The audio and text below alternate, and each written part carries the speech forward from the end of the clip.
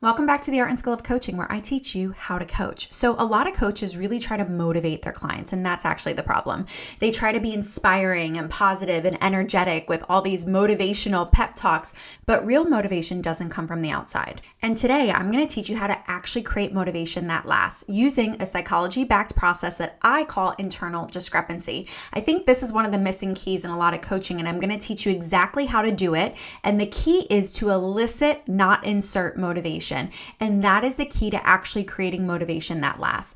So let's start here. What I've noticed is that a lot of coaches actually try to motivate their clients in one of two ways. So one, either through what's possible, or two, through their own energy. What do I mean by that? Well, let's start with what they think is possible. So what they try to do is they try to expand the client's vision. You could have this, you could be that. Wouldn't it be amazing? How exciting would that be? How would you feel? But what ends up happening if the client's current reality feels way too far away from that vision, it's going to be too big of a stretch and it's going to feel like a lecture, not empowerment. They're going to feel incapable and it's actually going to make them feel less motivated and more disempowered and maybe even defensive and fight even more for their current circumstances or excuses. And we do that unintentionally, okay? We're trying to be motivational, but sometimes it can backfire. And then the second way that I've seen this happen, again, is through our own energy. And so coaches hop on a coaching calls or online or social media trying to be inspiring, trying to be motivating, utilizing their own energy, their own resources, their own story, their own excitement. And that does work sometimes, but it's external fuel. It's like an energy drink, okay? It can get the client going, but it's not going to keep them going. And sometimes it can cause a crash afterwards because, again, it's not sustainable.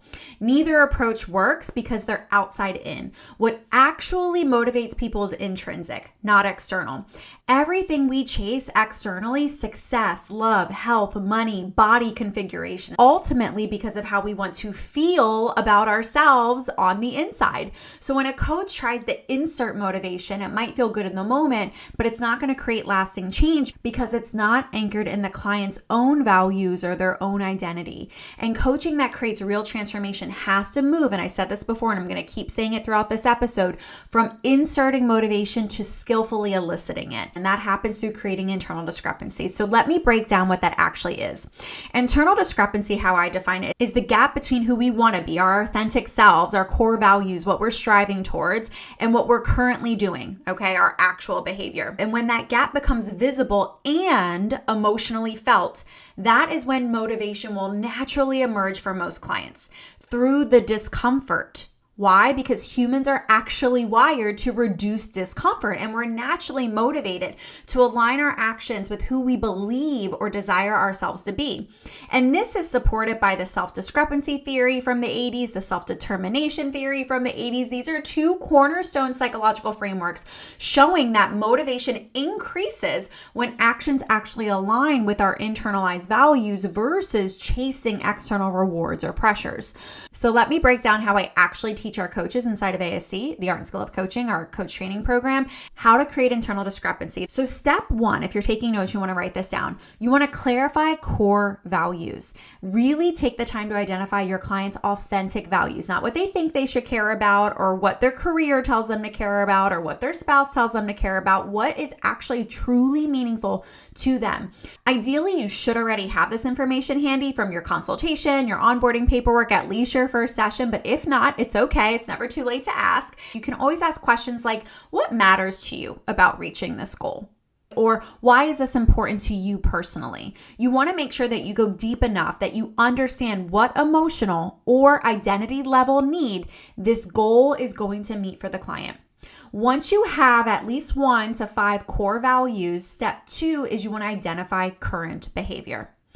And you want to gently explore where their actions, habits, or choices are currently and how they are out of alignment with those core values we just identified. Now, be gentle, okay? I have had so many clients tell me that they've been in coaching spaces, one-on-one or in groups, where their previous coaches were quote-unquote mirrors and made them feel like shit because they were just trying to be quote-unquote helpful, but what they were really doing was masking their judgment for accountability, and we don't want to do that. It doesn't make clients feel good, and we all act out of alignment from time to time because sometimes we violate our values to get our needs met. Sometimes we don't have the energy, the resources, we're not in the right mindset, mindset or the environment. And there shouldn't be judgment, just awareness when that does happen. So you want to get curious here and make sure that you're supportive and helpful, because this part, identifying that gap between their core values and their current behaviors, is naturally going to be confronting and uncomfortable for your clients, and we don't want to make it worse. So for example, this could sound something like, Betty, you say health is a top priority, and I get you, and we've been working towards that. But what I've also been noticing week to week is you skipping your workouts and eating takeout a lot of the time. So tell me a little bit more about what's going on there. So I hope you can hear that I'm gently creating that gap for the client, okay? I'm not saying, Betty, you say you want to lose weight, but McDonald's isn't going to help. That is so judgmental. But again, what I've seen a lot of coaches do is quote unquote try to be a mirror and mask their judgment for accountability. We do not want to do that. And then the last step here in creating internal discrepancy, after you've identified the core values and their current behaviors, is you want to actually let them sit in that gap. This is the moment to pause. You don't want to immediately fix, rescue, or reframe too soon. That is an urgency that a lot of coaches have that you actually want to practice patience with. The discomfort that they might be feeling in that moment and realizing, wow, I'm actually not living in alignment with what I care about or what I say is important to me, is going to naturally spark that intrinsic motivation. This is the difference between eliciting versus inserting. And I know we all want our clients to feel good and inspired on a coaching call, but sometimes that discrepancy and that associated discomfort is what is going to trigger change. Now, here's a little caveat I will say from the last 15 years of being a therapist and coach. You want to make sure that gap isn't too big, which can trigger shame and hopelessness and those feelings of disempowerment. But you also want to make sure it's not too small, because that's going to allow complacency or tolerance to build over time. The sweet spot is a gap where it's not too big, it's not too small, it's productive discomfort. So let me give you a case example to really bring this home. Let's say you have a client, her name is Sarah, and she says she wants to stop procrastinating. She wants help with that. And so you dig a little bit deeper following this 3-step process, and you find out that one of her core values is integrity, right? She wants to consistently follow through on what she says she'll do for herself and for others. But then step 2, you gently explore her behavior, which is currently a combination of avoiding deadlines, maybe delaying decisions, or breaking these small commitments that she makes to herself. And so you gently reflect that back to her by saying something like, Sarah, I hear that integrity is super important to you. I love that. It is a really beautiful value, following through and showing up for yourself and others and being a reliable, dependable person. But lately, what I've been noticing is that you've been avoiding those moments that would actually let you live in alignment with integrity, not just strive towards it. What do you notice about that? Like, what's going on there? So again, you can see that I'm being supportive, I'm being curious, I'm bringing awareness, and I'm digging deep, but I'm not being judgmental or confrontational. And when you ask this question, you actually want to wait. That discomfort for you and for the client is where the growth is going to happen. Let her feel that small but powerful sense of discomfort. We call that dissonance, the distance between who she wants to be and what she's actually doing. And that dissonance sometimes comes with discomfort, but that moment of awareness, that initial internal discrepancy, is going to create the natural pull towards change. And maybe through that silence, she'll open it back up by making suggestions around what she could do. She might say something like, I think I need to start doing X, Y, and Z, or I want to recommit to this, or what are your thoughts on what I can do? That's real motivation, not because you hyped her up, but because you're eliciting real motivation based on her values, not inserted motivation based on your energy or some external goal. And when you can create motivation from within your client, you no longer have to carry the energy or weight or responsibility solely of the session. You are now coaching from skill, not energy. I'm going to say that again. You are now coaching from skill, not energy. I could preach on this, and I do inside of the Art and Skill of Coaching, because I can tell you one thing.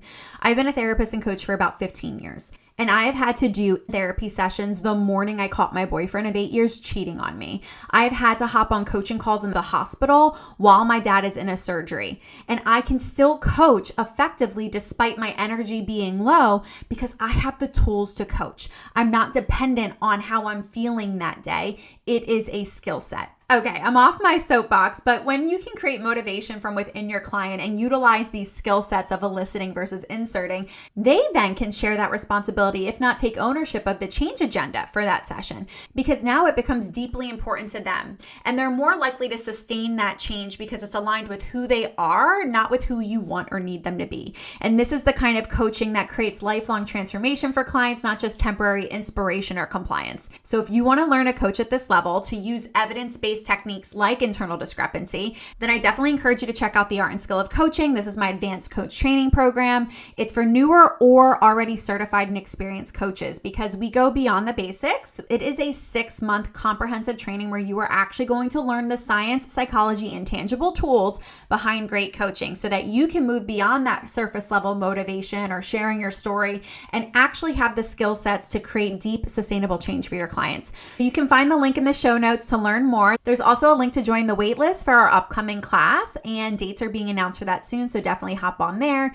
But I hope you found this episode helpful. If so, please share it and leave us a review and hit 5 stars, if not the subscribe button, so that you never miss another training to help you master the art and skill of coaching.